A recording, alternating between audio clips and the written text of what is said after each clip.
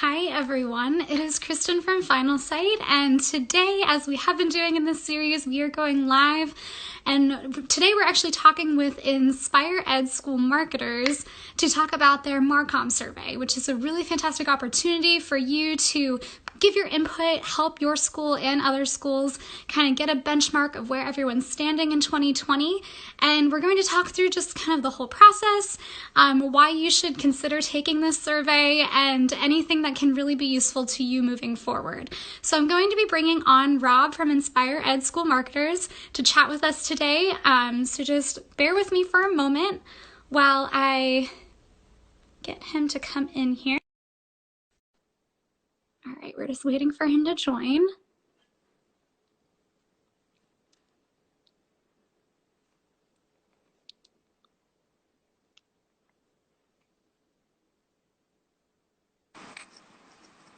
Hi, Rob. How are you? Okay, how are you? Pretty good. So for anyone who is just joining, my name is Kristen. I'm here with Final Sight, and we are talking with Rob today from Inspire Ed School Marketers. We're going to be talking about their survey, everything it can do for you, and why it's really important for everyone to play their part in it. So we can jump right into it. I know we have about 15 minutes. So Rob, if you just kind of want to introduce yourself, tell us a little bit about Inspire Ed and the survey. Sure. And kick off. I would start off by saying we just say inspired. Inspired. It's probably Apologies. probably a mistake in the logo there, but that's okay. Yes, thanks for having us. We really appreciate it. And Inspired is an online community and resource for anyone involved in doing marketing at an independent school, and that's going to be not only the director of MarCom, admissions, development, alumni relations. We have a lot of heads of school that are part of the community, anyone involved in marketing or communications at a school. And what we try to do is we try to be a resource for those people. Our tagline is we make your job easier. And that's really what we're trying to do. We're trying to, it all started because there's associations for the NBOA for business officers and admissions people, and there's plenty of resources for development, but there really was nothing for the people doing MarCom. And we started Inspired about 6 years ago with that intent, to try to bring resources and bring a community together. And we have a whole community of people that are part of Inspired, that share on our Facebook group, that share resources with us, and we share resources with them. And that's what we do. That's what we're trying to do. We're trying to make the job of MarCom at schools easier. Awesome. Yeah, and apologies for mispronouncing the name. Oh, but it's not your fault. Trust me, you do when I tell you you're not the first.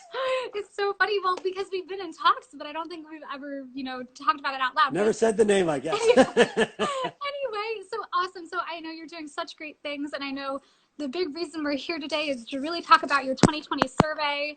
And so I was curious if you wanted to just kind of talk through the logistics of that survey, why it's important to play their part and, take part in the survey. Sure. This is the fourth year. We did it in 2016, 17, and 18. And what we started out doing was trying to benchmark a lot of the critical numbers involved with MarCom at schools. Starting out with the profile of people who are the directors of MarCom, who they report to, how long they're in position, what kind of resources they have at their disposal. We talk about the MarCom office. One of the questions, does your school have a full-time MarCom office? In 2018, 33% of the schools that answered the survey did not have a full-time MarCom office. We go all the way into MarCom initiatives, brand development, style guides. We talk about ambition marketing, development marketing, your fave inbound marketing. Yes. We talk about who has the responsibility for those things, and all of the statistics that we bring together, we publish in a report. You can still go on our website, inspiredsm.com, and download the 2018 report. It's a fascinating report. In fact, you just got to see it. Yes. And we're going to write a report. And now that we have a couple of years, we're going to be able to see some trends developing. So what we're really hoping is that people at schools one person at a school, the director of MarCom or whoever's responsible for MarCom, will take the survey. It takes about 15 or 20 minutes. And you can, you don't have to do it all in one sitting. You can come back to it. And it's really, really important that we get a broad scope of schools taking the survey so that we can really get a really strong understanding of MarCom at schools. Yeah, it's awesome. So like Rob said, I got access to the 2018 report just a few days ago, and it really is fascinating. It's fantastic information. And I think even looking ahead, because it has been 2 years since then, and we are in the midst of a pandemic, and things have definitely changed. So I'm curious just from you, like you had mentioned, back in 2018, so little schools had mentioned having a full-time MarCom office. And I'm curious if there's anything you're anticipating for this year, or if you're kind of like waiting out to see in the survey if that has changed in light of the circumstances. Well, we've seen some trends already in the first 3 surveys. Salaries for directors of MarCom going up, resources for them going up. I've been involved in independent school MarCom for a long time. I've been doing it for over 25 years. And there has been growth generally in resources being brought to MarCom. One of the things I would say right now, because of the current situation, if there's anyone at a school, board especially, heads of school, that don't think communications is important, now they do. Now they get it. Yes. So what am I I'm expecting to see some of the trends continue. Salaries and resources going up. And I'll be interested to see if the MarCom directors are getting more, not only resources, but more responsibility. Because one of the questions we ask, like if you're doing a website or a view book or a magazine or development materials, who's responsible for those things? Is it the director of MarCom? Is it the director of MarCom together with the department head? Who's doing it?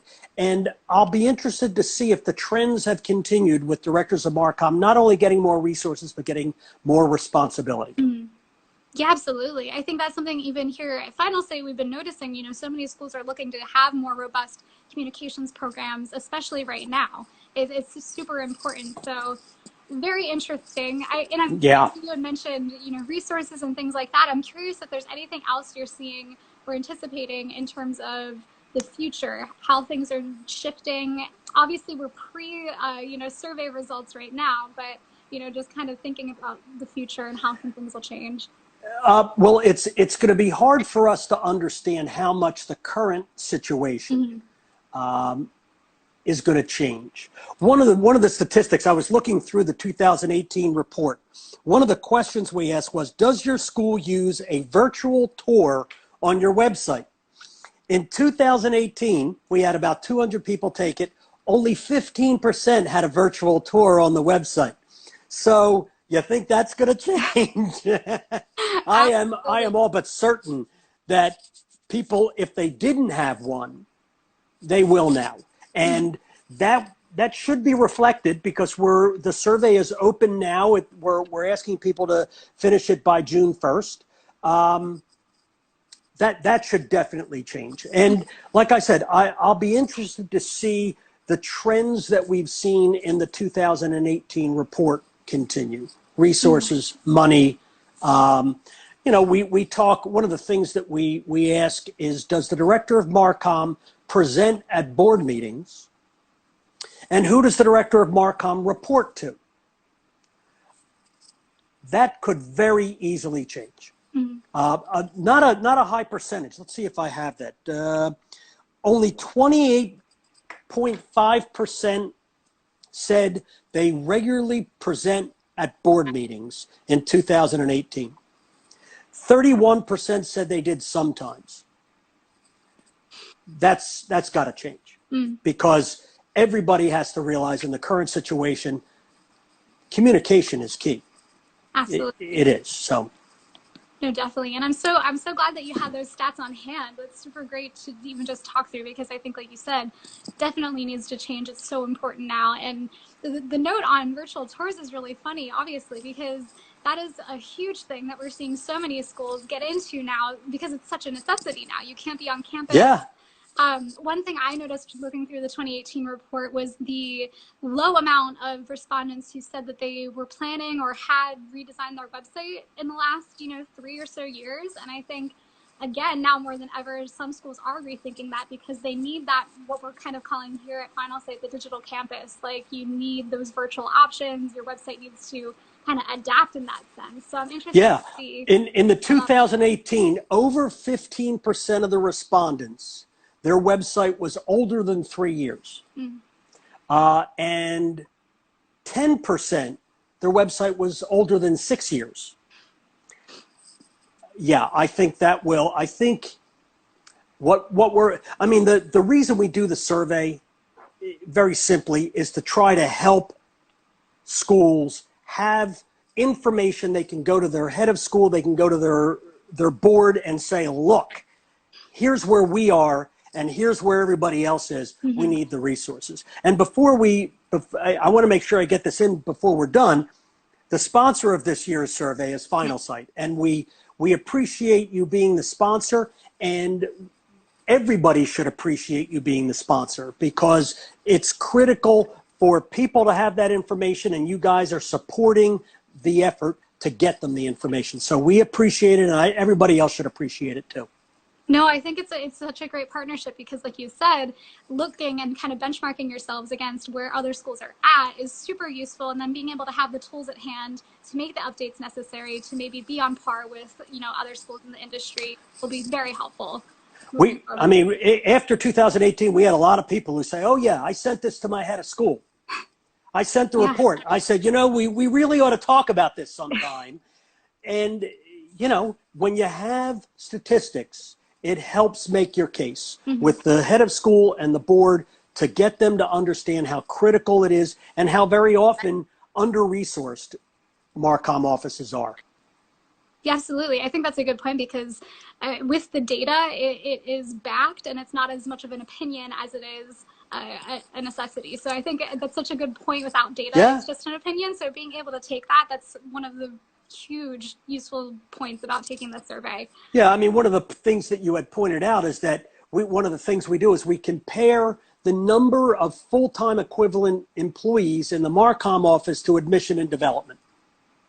MarCom supports admission and development, both. They support everything that goes on at the school, and clearly they always have less full-time equivalent people working in the office, in spite of the fact that their work has continued to increase over years. You added websites, then you added social media, then you added multiple social media channels. Now there's Instagram Live and everything else live, and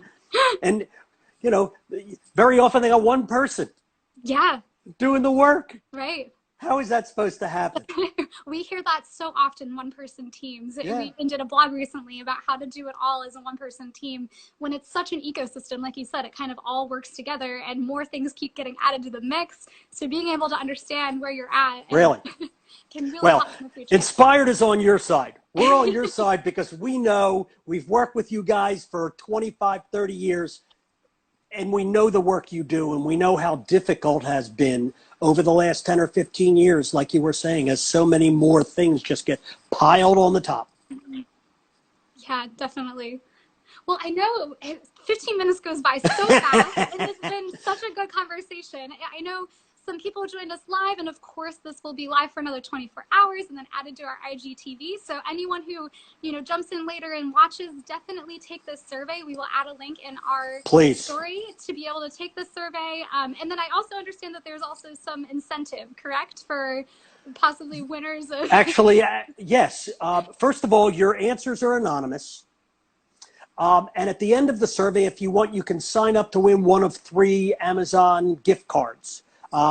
If you sign up for the gift card, your answers are still anonymous. That's really critical that people feel they can answer anonymously.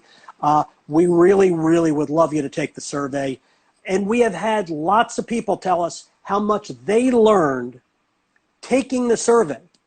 Just taking it, you learn, as well as looking at reports. So, and if there's ever questions or anything, you can always email me, go to the website. You can contact me through our website.